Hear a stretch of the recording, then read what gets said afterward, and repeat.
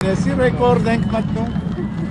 Արարատի եւ Արագածի հսկող հայացքի ներքո 1000 դհոլահար եւ 400 պարուհի մեկ վայրում միաժամանակ։ Կոմպոզիտոր Արա Գևորգյանի 1000 դհոլ նախագիծը գրանցվել է Գինեսի ռեկորդների գրքում։ Ուրեմն առաջին հերթին ամենադժվարը Գինեսի ռեկորդների գրքում հայտ ներկայացնելն է։ Երբ որ հայտը ներկայացնում ես, իրանք պետք է ուսումնասիրեն նմանատիպ բան կա թե ոչ։ Հատուկ հրավիրված էքսպերտի միջոցով այս իրողությունը դարձավ Գինեսի ռեկորդների գրքում,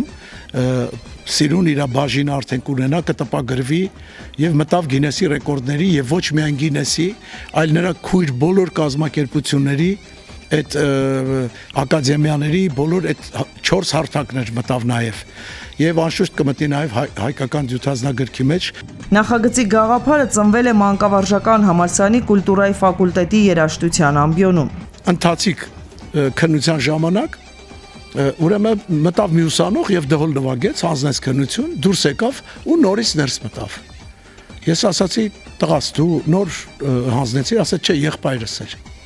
Որ կանչեցի ներս, տեսա նրանք զույգեր են, ոնց որ խնձորը կիսված։ Հենց տեղից առաջացավ այդ գաղափարը խնձորը կիսված, մեր երկիրը կիսված, սևեր ու սպիտակների։ Արա Գևորգյանի խոսքով այսօր աշխարհն ապրում է պատմության ամենաբարդ ժամանակաշրջաններից մեկը։ Մարդկանց այս նախագծով միավորելու կոչ են անում։ Դրա համար մտքովս անցավ, որ այս կիսվածությունը պետք է միավորել, կոչ անել ամբողջ մեր ազգությանը, համախմբվել, միավորվել, Սփյուռքին, հայրենիքին, մտածել մեր մասին, եկեք իրար էլ չհայհոյենք, եկեք իրար չատենք, այդ ատելությունը մեր մեջից հանենք, Facebook-ներից հանենք, լրատվամիջոցներից հանենք, պարլամենտից հանենք, մի խոսքով եկեք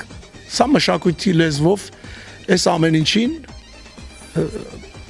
խորհուրդ տալն է միայն, ուրիշ նպատակ ստեղ չկա։ Տեսահոլովակի գլխավոր մոր կերպարը մարմնավորում է դերասանուհի Անահիտ Կիրակոսյանը։ Նա հաշտեցնում է Կայենին ու Աբելին, երաժիշտն ասում է գաղափարը ռեժիսոր Վահե Յանինն էր։ Մի քիչ մենք գաղափարական տարաձայնություններ ունեցանք, զուտ գեղարվեստական արվեստի հետ կապված, ճաշակի հետ կապված, մտահղացումների հետ կապված, բայց ես համաձայնվեցի Վահեի հետ, որովհետև իսկապես աստվածաշնչյան թեման, որ մտավ էստեղ, ես ինձ ավելի լավ զգացի։ Մանավանդ որ գտնվում էինք այնպիսի հրաշք վայրում, որ նայում ես մի կողմից Արարատ լեռն է, մյուս կողմից Արագած լեռն է, ետևը Արա լեռն է, ձախ կողմում Հատիսի լեռն է, մի խոսքով մի հատ հրաշք վայր ու ամբողջը ծաղկազարդ։ Տեսահոլովակի նկարահանումներին հրավիրվել էր 1000 դհոլահար, սակայն մասնակցել է ավելի քան 1400 երաժիշտ։ Ես շնորհակալություն եմ հայտնում ամեն մասնակցին առանձին, որոնք եկան ու այդ մեր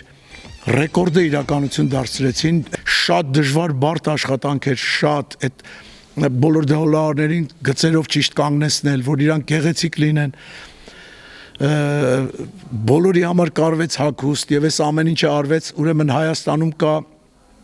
շատ հետաքրքիր մի նախագիծ, կոչվում է 1000 վահան,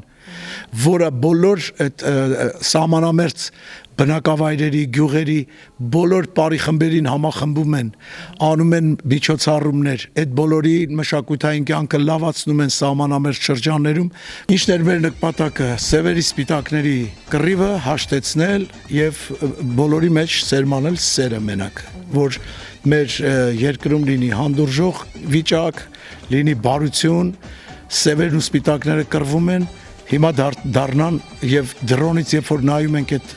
ամբողջ այդ հզոր տեսարանին,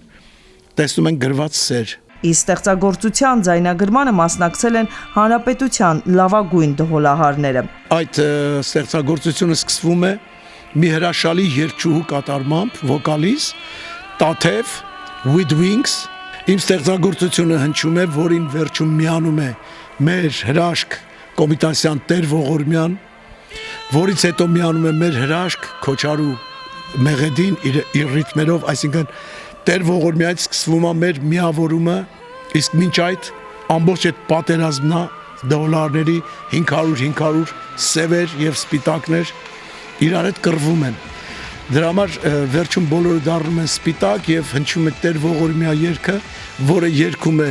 Արմեն Տիգրանյանի անվան երաժշտական դպրոցի երգչախումբը, Ռուբեն Կարասեֆերյանի ղեկավարությամբ, որից հետո արդեն զուռնաներով մտնում է մեր Քոչարին ու միանում են սահմանամերձ շրջանների 1000 վահան նախագծի պարային համույթները, ու մենք համատեղ միասին կարողացանք կատարել այս դժվար մեծ աշխատանքը։ Արմինե Գևորգյան, Սամվել Գալստյան, Ռադիոլուր։